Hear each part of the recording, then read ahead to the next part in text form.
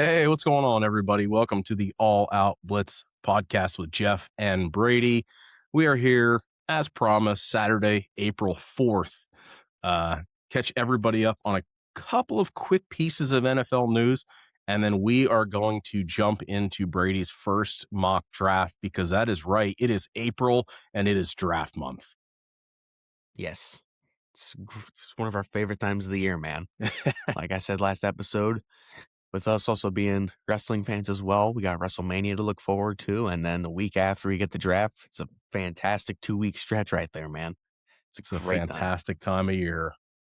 Let's get into the news. I don't want to spend too much time. I'm happy we just did an episode the other day. Not that much has gone on, but I will tell you the offseason is not slowing down. It is only going to keep getting faster and faster with everything that's going on. The initial piece of news that came out right after essentially our last episode was the fact of something that you called probably about a month ago, and that is ex-Falcons quarterback Kirk Cousins signs a deal with the Las Vegas Raiders. Him and his non-biological son, Fernando Mendoza, will be in the quarterback room, most likely after the draft at the end of the month. Thoughts? I mean, I think it's perfect. I mean, I remember seeing, I think they said they are planning for Kirk to be the starting quarterback by the beginning of the year. I mean, I don't know how well it's actually going to work, but I just think for development purposes, I think it's perfect. Like that quarterback room, it's not going to be a single swear word said. Like it's going to be a great time there, man. I just think I remember texting you that saying, "Hey, it's old Fernando, it's young Kirk. Like Yep. I think it's gonna be a great mentorship kind of program going over there in Vegas." I think that's going to have to be the plan, right? I mean, it's kind of weird because, Cousins went to Atlanta thinking he'd be the guy. They immediately go and draft Penix. Without being told they were going to draft a QB in the first round. And now he goes to Vegas knowing most likely they are drafting another QB. So essentially his last two spots, he gets picked up right before the draft and they draft another QB. So it's a weird situation, I'm sure, for him. But I mean, he signs a $20 million fully guaranteed deal in 2026. Atlanta is still picking up part of his pay. The Raiders only have to pay a small amount this year. So what was it overall? It was a multi-year deal with a lot of potential guarantees. So they're kind of putting themselves in a place of if Mendoza doesn't work out, they can just keep Kirk and let him go for a couple of years. Or if he does and this relationship goes well, then, they kind of have an out as well. So Kirk Cousins to the Raiders, it's going to be very, very interesting seeing proper Kirk in Vegas with a team like the Raiders. Yeah, definitely. It'll be fun. I do think it's a good pickup for them, just as far as like you said, mentorship and teaching Mendoza hopefully the right way to present himself, around the league. And when you're a first pick overall in the draft, there's also a lot of pressure. And Mendoza doesn't really have to come in and take the ship over right away, like a lot of these other, first round guys normally do.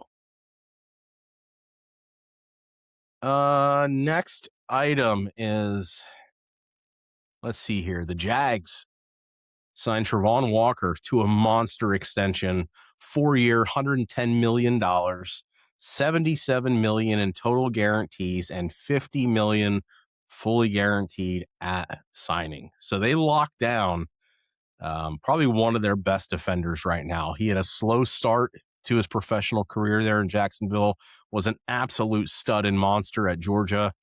Again, slow start. However, he has come on the last couple of years, and they're paying him like he's their future. So congrats to Travon Walker. And, we'll see how that plays out for Jacksonville. These big contracts always scare me because it almost seems like when they sign them, something happens.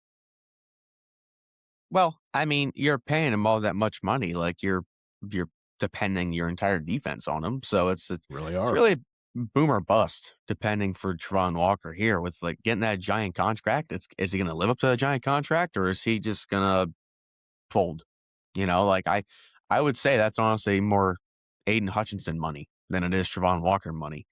And I don't know if Very it's just true. because I have just haven't heard Travon Walker's name that much, but I don't really agree with that deal. I think they overpaid for him. Uh, then again, I could be wrong. I haven't looked at his stats at all, so I don't know how well he's done. I've just heard Hutchinson's name a lot more than I've heard Travon Walker's name. So I don't know. I think it's certainly an interesting contract, but yeah, I mean, if it goes well, by all means, it goes well. Good on Jacksonville for locking him up. He is a former number one overall pick, so I mean, you gotta do what you gotta do. Yep. Yeah, I remember them thinking he was a bust, man, after that first season. Did not really have much of an impact at all. And he's been a lot quieter than a lot of these big names going around. So we'll see how this season plays out. Hopefully he stays healthy. Hopefully he gives what he's got. And maybe we'll start hearing his name here more in the fall. A couple of really quick hits, kind of under the radar type of signings, potential big upside. The Chiefs went and grabbed ex-Bills corner Kaiir Elam. He's a former first rounder, kind of a low risk, high reward kind of situation for the Chiefs. Um, yeah, it's just crazy. It's we were talking the other day about Kaiir Elam and his the thought of him going into Buffalo and how he'd be the future of that defensive backfield, and it just never really panned out. Another guy I've really liked, honestly, since prior to him getting drafted, Kyle Duggar, safety, now signs with the Bengals. So a very solid, versatile safety. Of course, Bengals are always looking to solidify their secondary. They've had a lot of trouble there recently. It's only a 1-year deal, so we'll see how that plays out. And then a couple of other really, really quick things that we are going to go over. I'm sure everybody knows Rashee Rice. The NFL announced that there will be no NFL discipline regarding his assault allegations, stating he is not engaged in conduct that violates the personal conduct policy. So I don't know the legalese behind that. I don't know if things were dropped. I do not pay attention to those types of things, but it looks like there's a potential reunion between the Chiefs and Rashee Rice coming up because he's not facing any types of suspension, so he should be ready to go for camp. And to get us into the draft, there's a couple of headlines that came out about some draft prospects. Now, we always hear these as the draft gets closer, whether somebody gets in trouble and, it gets all over social media from 10 years ago if they did something stupid, but also just some injury concerns. So there's a couple of players, potential first rounders, early second rounders in Jordan Tyson, wide receiver. I guess he has some hamstring issues. He missed a combine workout, and I guess he has a history of very serious knee and collarbone injuries. Potential first round wide receiver. Possibility his stock starts to drop a little bit based off whatever his medicals are. Of course, those are not public yet, but just some draft prospect injury concerns to talk about. The next is linebacker Anthony Hill Jr. Fractured his hand.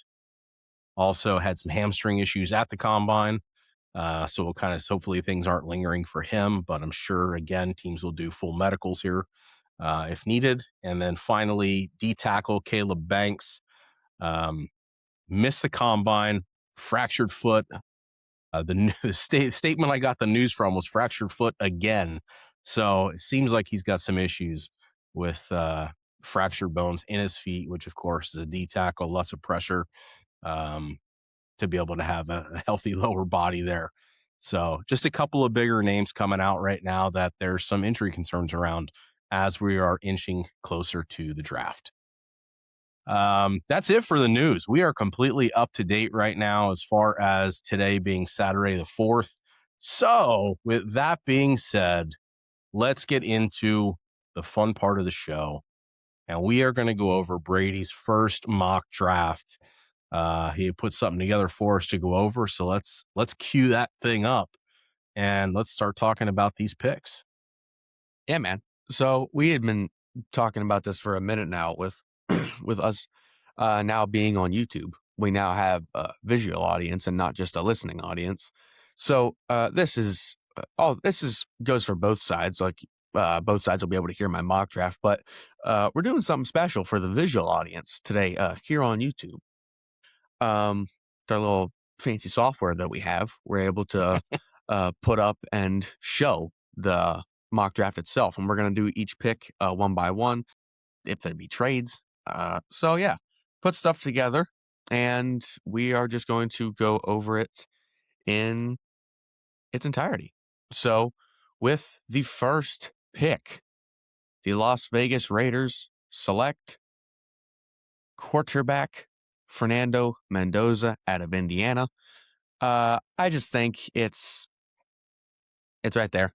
You know, like I think it's pretty just self-explanatory that it's going to happen. So I didn't really think there was anything else to that one. I just think it's perfect Mm-mm. fit. They need a quarterback, Fernando Mendoza. It's s- stars have aligned, you know. Yep, With the exactly. pick number 2, the New York Jets select quarterback Ty Simpson out of Ooh, Alabama. Or you're I guess going Ty QB Simpson, the quarterback first 2 Alabama. picks. Man, I am. As much as Aaron Glenn says he loves Geno Smith, I'm not buying it. I would like to think that for the first time of Aaron Glenn being a head coach, he's going to make a good decision, and he's going to take Ty Simpson, quarterback out of Alabama. I know people are very back and forth on where they think Ty Simpson's going to fall. Some people thinking he could be a top 5 QB. Some people thinking he's not even going to make the first round. Me personally, I think he is a first round quarterback minimum, and I think he could go number 2 overall to the Jets. So, nice. I like it. with that being said, pick number 3, the Arizona Cardinals select Arvell Reese, linebacker out of Monster. Ohio State. He was fantastic, to say the least, out of his most recent year of Ohio State. Uh, Cardinals need a whole lot of things. Let's just put that out there. I don't think any pick the Cardinals make here is a bad pick, but Unless yeah, it's a I punter. think just even then. Um, I think Arvell Reese, he's just such a monster. It's not a bad decision to take him because, like I said, with the Cardinals needing a whole bunch of things, linebacker is a thing that they need, and taking someone like Arvell Reese, I mean, I think it fits, and he's a talent that you're not going to want to pass up on. Um, so yeah, I think this is a really good pick because they need a whole bunch of things, linebacker being one of them. Arvell Reese is a monster. With the number 4th overall pick, the Tennessee Titans select Jeremiah Love, running back out of Notre Dame. I think this one fits the mold pretty well too. Jeremiah Love. We talked about this a lot actually, and Jeremiah Love, I believe, is the most NFL ready player coming out of this draft. Just seeing how well Agree. he worked in the combine, how all those drills just look natural to him, where it honestly looked like he was just kind of jogging through the drills. Like he looked fantastic in the combine. Um, and yeah, I just think with the Titans, always could use help at the running back room. Uh, I don't 100% know if they still have Tony Pollard or not. I think they do, but I mean, if they don't, this works even better because they have a fantastic replacement in Jeremiah Love, who I think could take over that offense immediately. With the number 5 overall pick, the New York Giants select Carnell Tate, wide receiver out of Ohio State. Dude, a top 3 in the wide receivers class this year, I feel like. I don't even honestly know if you could debate that one. Uh, Giants need a receiver, plain and simple. Have Malik Neighbors, that's about it. With losing Wan'Dale Robinson to the Titans in free agency, they need a wide receiver more than ever. And with them also not going after one in free agency as well, I think they just take the number 5 overall pick and take someone as talented as Carnell Tate, who helped Ohio State move along in the playoffs last year. I just think it's a fantastic pick. They need a wide receiver. Carnell Tate's there at 5. Go for it. Pick number 6. The Cleveland Browns select Reuben Bain Jr., defensive end out of Miami. That guy was an absolute monster, helped bring Miami to the national championship. I think putting him on the opposite side of Myles Garrett is only a smart decision. I remember saying this last year with Abdul Carter, thinking the Browns were going to take Abdul Carter. It did not end up happening.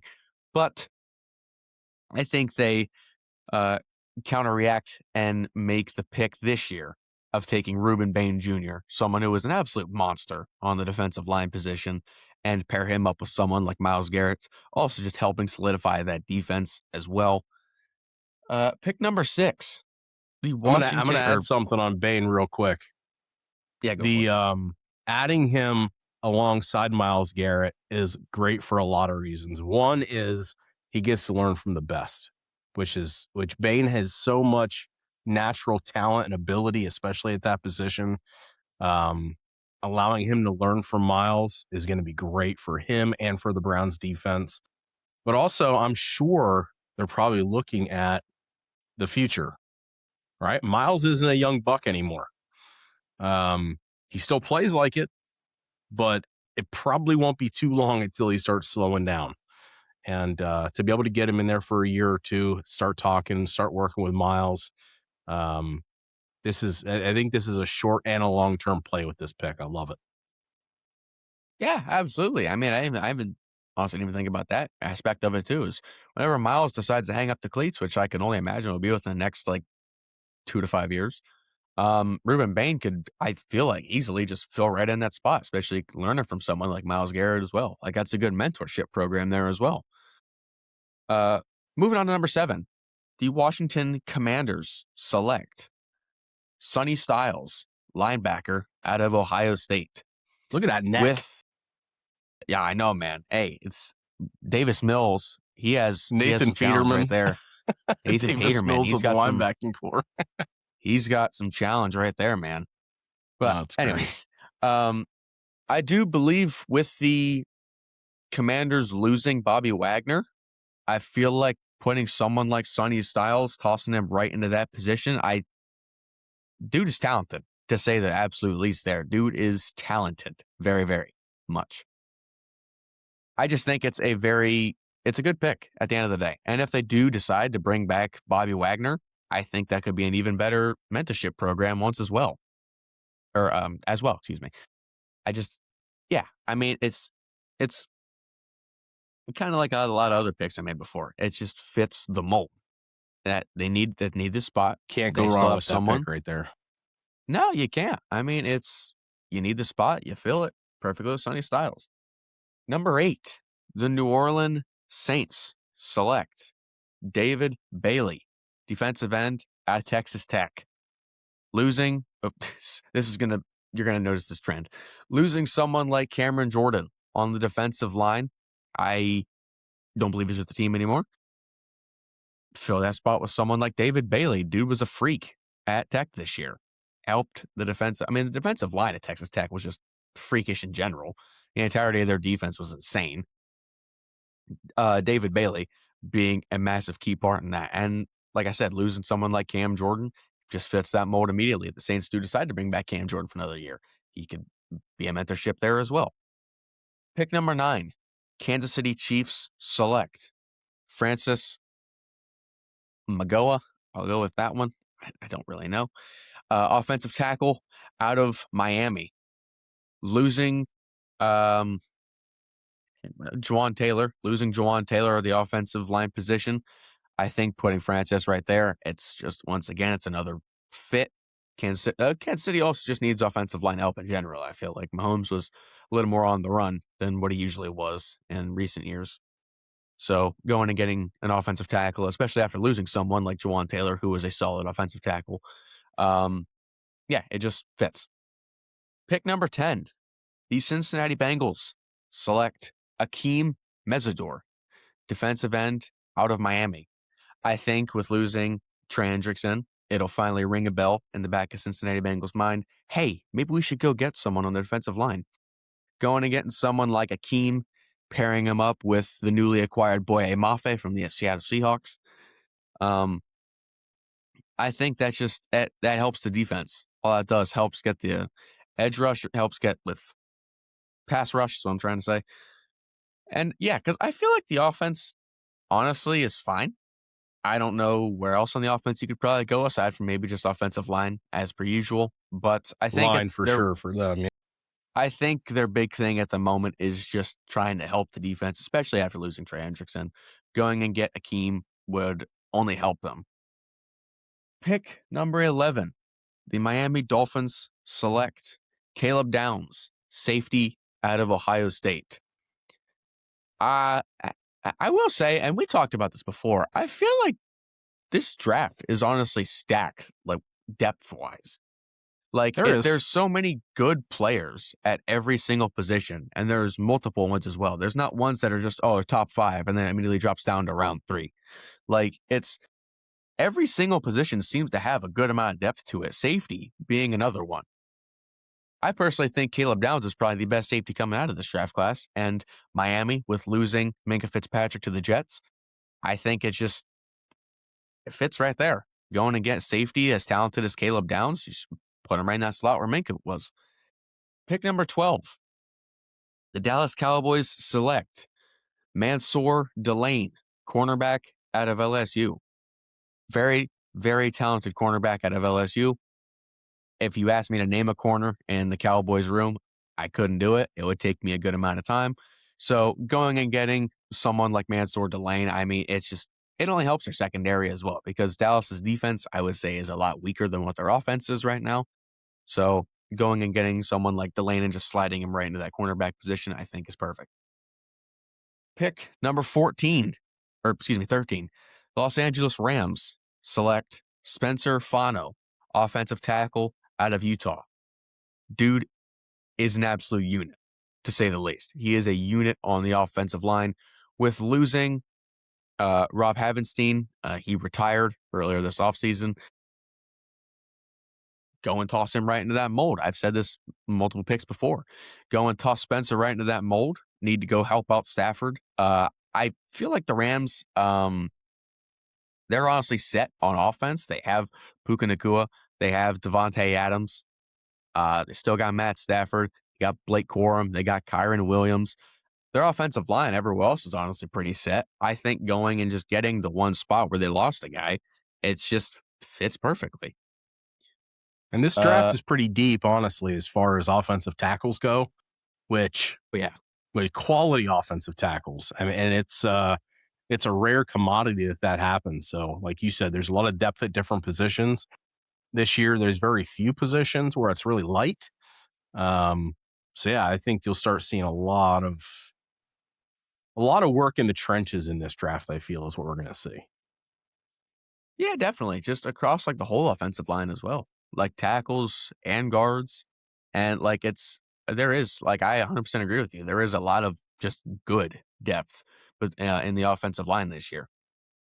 Pick number 14. The Baltimore Ravens select Emmanuel Pregnon, offensive guard, Oregon. One of the main reasons I made this selection, I saw a single picture of this guy playing center.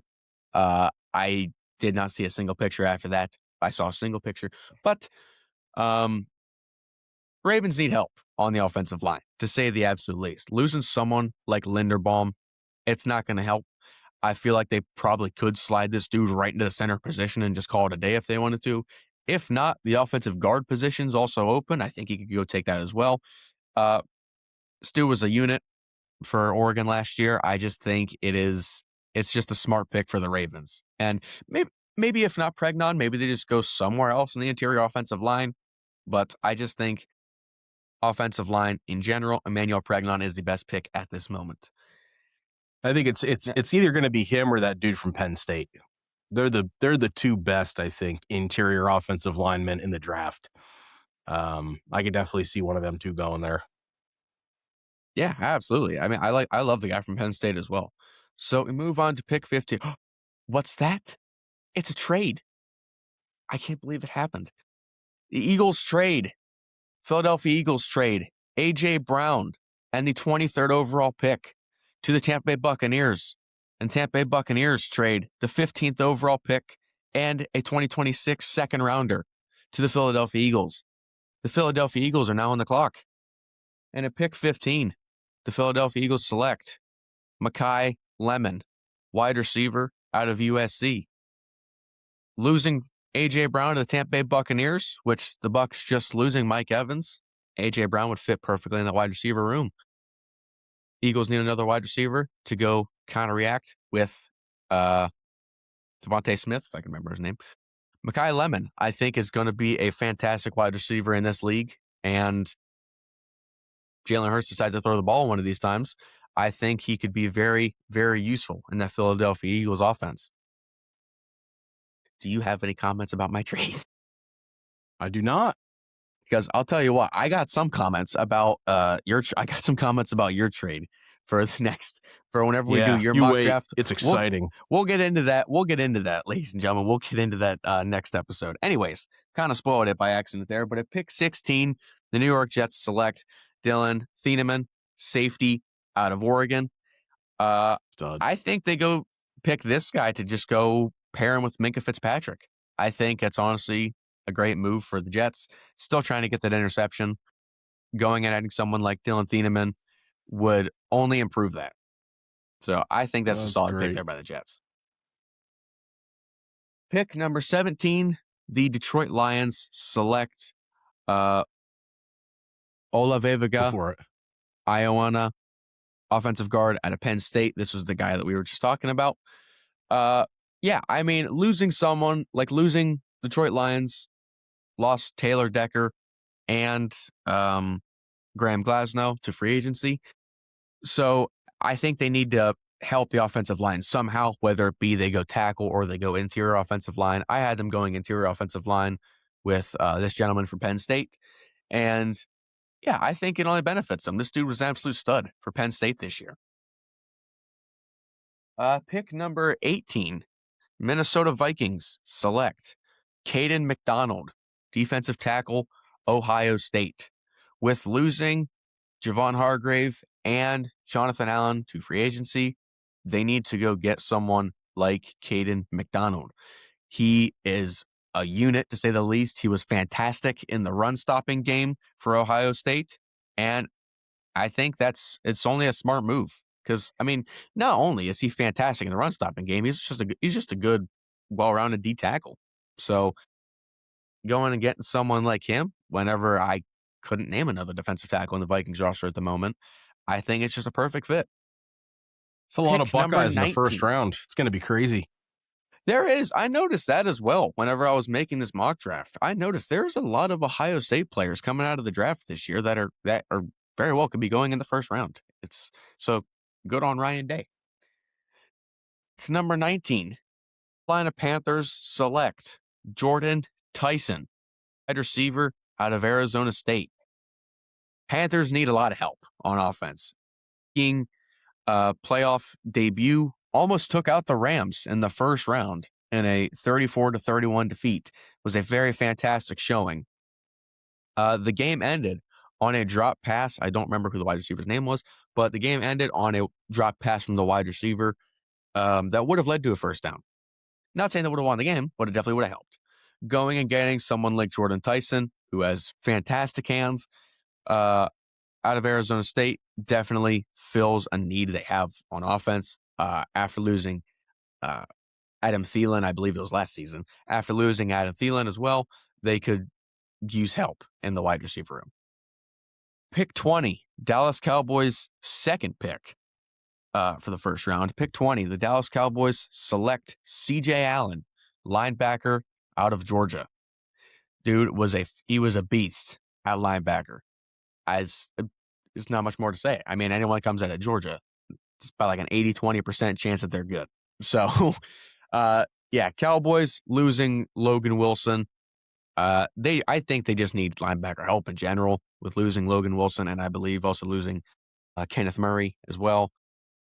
It's you don't get someone like C.J. Allen. It's first round talent. I think this dude's fantastic pickup for the Cowboys. Pick number 21, Pittsburgh Steelers select Monroe Freeling, offensive tackle out of Georgia. Back-to-back Georgia picks. No one's surprised about that. The Steelers need help on the offensive line, to say the least. Don't know if Aaron Rodgers will be QB or not. Don't really care as well. Regardless, they're going to need help on the offensive line. I believe I saw something that another guy from Georgia, I can't remember his name at the moment, and I hate that. Broderick Jones. I remember seeing something. I think the Steelers are concerned that he might have some long-term neck injury. So it could just be a safety valve pick here with Monroe Freeling. He's a very talented offensive tackle. He could take over if Broderick Jones needed to take a break. So yeah, and like I said, they just need offensive line help in general. Pick 22. Los Angeles Chargers select Kenyon Sadiq, tight end out of Oregon. Believe it or not, ladies and gentlemen, this is like the 58th year in a row that the Chargers need help in the tight end room, and they refuse to do it. I'm making this mock draft in the hopes that the Chargers will finally just take a tight end in the draft. Kenyon Sadiq, guy out of Oregon, fantastic tight end for Oregon this year. I think it's just they need tight end. And look, while I personally am not a fan of them anymore, I still need them to just take a tight end in the first round and just stop messing around already. They don't have anyone aside from Oronde Gadsden, who was fantastic in his rookie year. Go get Kenyon Sadiq, 1-2 combo right there, tight end room. Jim Harbaugh, he loves running the football. Go get someone like Kenyon Sadiq, who not only can block, but can also receive as well. Pick 23. Now the Tampa Bay Buccaneers pick, because of the trade earlier with the Philadelphia Eagles. Buccaneers select Omar Cooper Jr., wide receiver out of Indiana. I think this wide receiving core would be disgusting for Baker Mayfield to throw to with A.J. Brown, Chris Godwin, and Omar Cooper Jr. I think that would be a pretty nasty wide receiver room, if I do say so myself. Honestly, even at pick 15, I think the Bucs would still go wide receiver. I honestly can only name like Chris Godwin from the wide receiver room. That's like the only one that I know. So, man, if you have any other names, please let me know. But this is how I would see this trade playing out. Pick number 24, Cleveland Browns select Denzel Boston, wide receiver out of Washington. We have both discussed this. I feel like Denzel Boston is very, very boomer bust when it comes to being in the NFL. We watched some of his tape the one time, and it was someone just pointing out his lowlights. So, but the lowlights they did point out, he was very lackadaisical. Whenever he got thrown the ball, he was wide open, he would drop it. That sounds like a Cleveland Browns pick to me. Very boomer bust.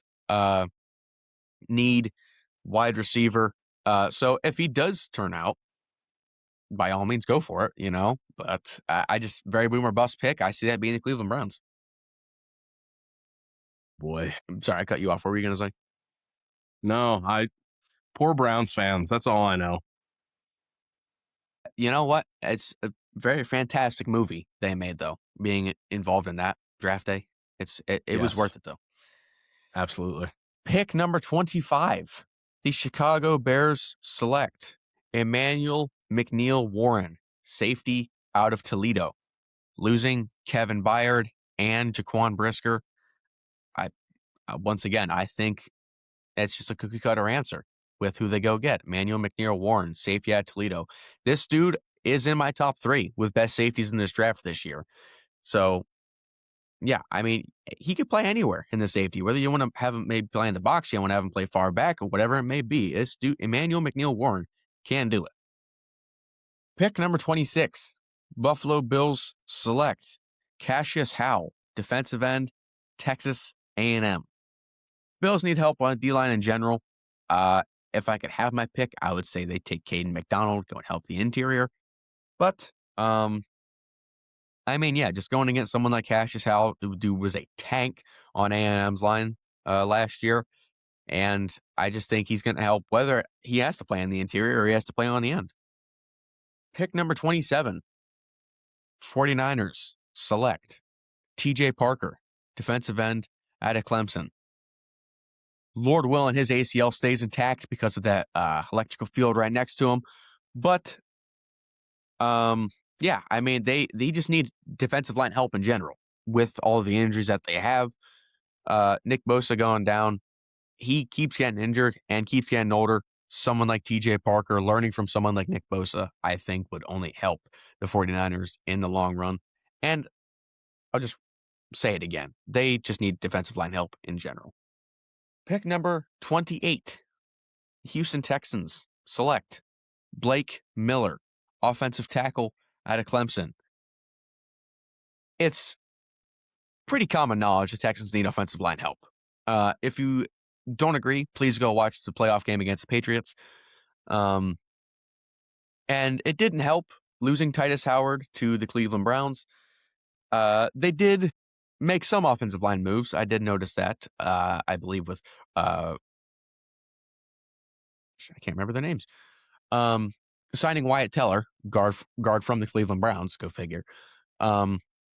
But yeah, they need help at the offensive tackle position just in general. Going and getting someone like Blake Miller from Clemson. Dude was a unit on Clemson's offensive line last year. Pick number 29, Kansas City Chiefs' second first rounder. They select KC Concepcion, wide receiver, Texas A&M. Losing Hollywood Brown, they could just use more wide receiver help in general. This is definitely a Chiefs move too, because I honestly want the Bills to go get KC Concepcion, and Chiefs just screw me over once again. It sounds like something that would happen. Pick number 30, Miami Dolphins with their second first rounder. Select Jermon McCoy, cornerback out of Tennessee. Now, one thing I thought was very interesting with Jermon McCoy, he did not play the entirety of 2025. I don't understand why. It might have been because of an injury. Yep. It's a Dolphins pick. I think he's very boomer bust. So insert Miami Dolphins. They could use a corner as well. So if he turns out to be good, because I did notice his 2024 campaign he was a very solid corner. So if he continues that into the NFL with taking a year off of playing football, then yeah, Miami Dolphins need corner help. And I think Jermon McCoy fits that. I just think he's very boomer bust. I could see him going higher in the draft if teams do want to take a shot on him, but it's just in my first mock draft here, I see him going late.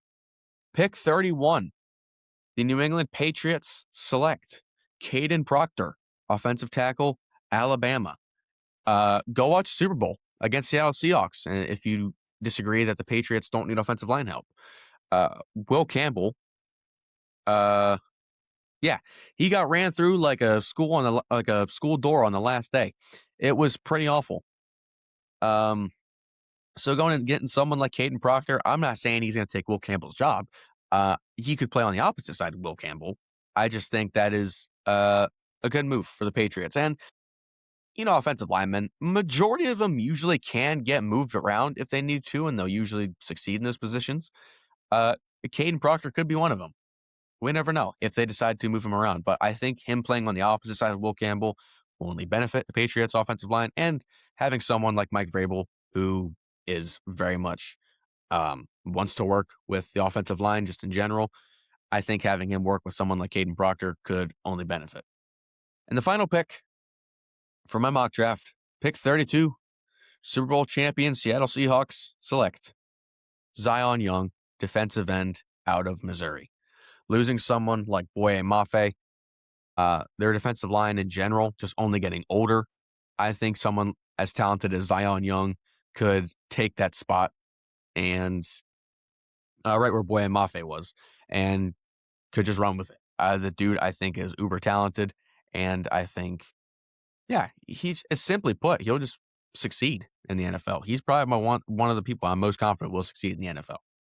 But yeah, that was my first mock draft. So by all means, everyone listening and watching, go and tear that apart. It's say whatever you want. I'm perfectly fine with it.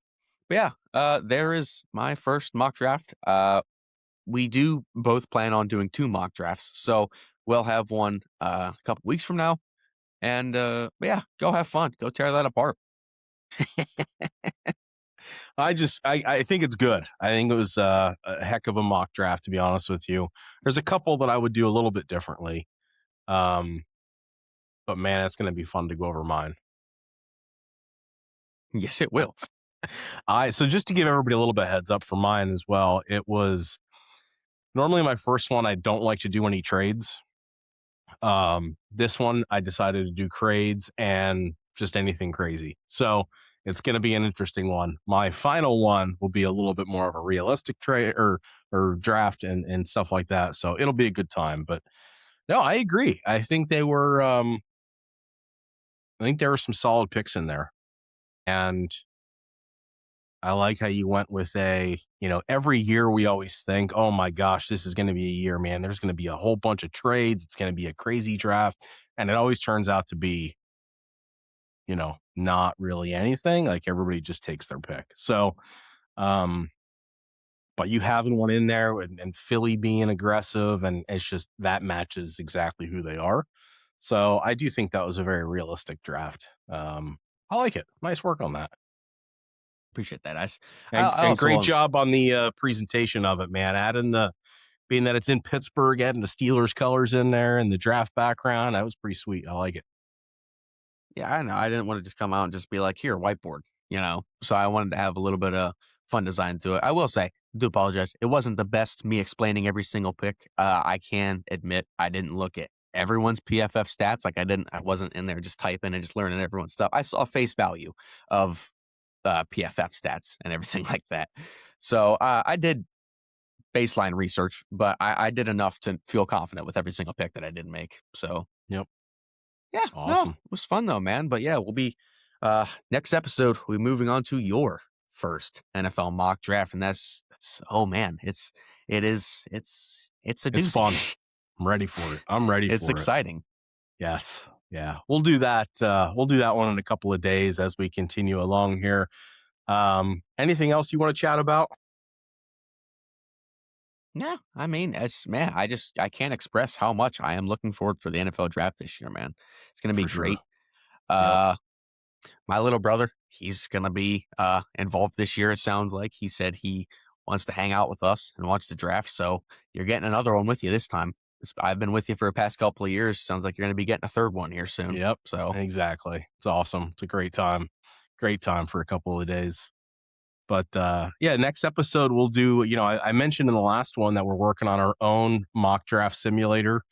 It is up and it is running. And it was a fun little side project. So it is out there. Our website is published, alloutblitzpodcast.com. You can get to the mock draft simulator either from that homepage. There are links out there for Spotify, Apple Podcast, our YouTube channel, the mock draft simulator. So kind of a nice little landing page to bring everything together. Or you can go directly to mock.alloutblitzpodcast.com and run through your own scenarios. I'd love to see you all use that as much as possible. At the end of it, you can, save an image of your results, send them to us. So let's see what your drafts look like. And maybe I'll run through a little bit of a demo for it in the next episode right before my draft too, just to give everybody a quick peek at it. So, but definitely head out there, utilize that, save the page. And yeah, this was fun, man. It's dude, April, I'm just excited and pumped about. So I'm super I excited know, to, it's to great. do a mock draft this way. Definitely different from years past of just kind of walking through it verbally, uh, with having the YouTube channel and stuff set up now. So a whole nother piece to this thing, that we're enjoying doing. So, I will yeah, say about next episode draft mock draft simulator too, for everyone that does do the mock draft simulator, if you have any like ideas for like stuff that we could add or anything for like sure. that, by all means let us know. Whether it be Yep. like shoot us a tweet on Twitter or let us a comment on TikTok or something like that. Like just any way you can, just let us know if you have any like ideas for anything. Just by all means, Yep. let us know and we'll listen to them. Yeah, absolutely. Right now, it's a solid working version. The only thing I do not have in there currently is a trade system. So you will either do auto pick or pick all the picks yourself. There are no trades yet. That's a whole nother mechanism that's going to take some time.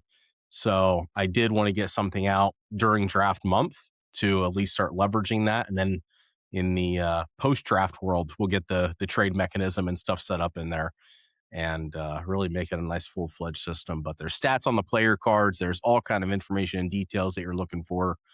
Go have fun with it and let us know how they go. So with that being said, I think that finishes our first draft month episode, and there will be many more leading up to the Yes. 2026 NFL draft, sitting there just a couple hours away in Pittsburgh. And we'll definitely just stay at home and enjoy it here. So I would not want to go to a draft in person. It seems way too chaotic for me. No, I mean, we've always said this too. It's like you look at the giant crowd that's there. It's like, man, Man, unless you're close to it, I would not want to go there because you're no. hanging out all the way in the back, just like staring at a screen like this the whole time. Like Yeah, it's I'd rather just be hanging out here and staring at a screen. So, well, I mean, uh, it's like you're essentially in the nosebleeds at that point if you're all the way in the back. Like I said, unless you buy one of those chairs that people sit in for the certain fan yeah, bases, it's not really worth it to go to. Plus, you're standing for so many hours, and it's like I don't want to do that the whole time. exactly. Uh, awesome. Well, great draft, dude. And we'll attack another one here in a couple days. And we'll keep everybody up to date on the latest and greatest. But you can, like I said, go out to alloutblitzpodcast.com. There are links to everything out there. We're also on Instagram and TikTok, so go check those out. And yeah, leave us some comments. Let us know if you have any other ideas or thoughts you want us to talk about or share our opinion on. Be a good time. So, all right, well, let's end this one. And for us here at the All Out Blitz podcast, God bless and peace out. Go Bills.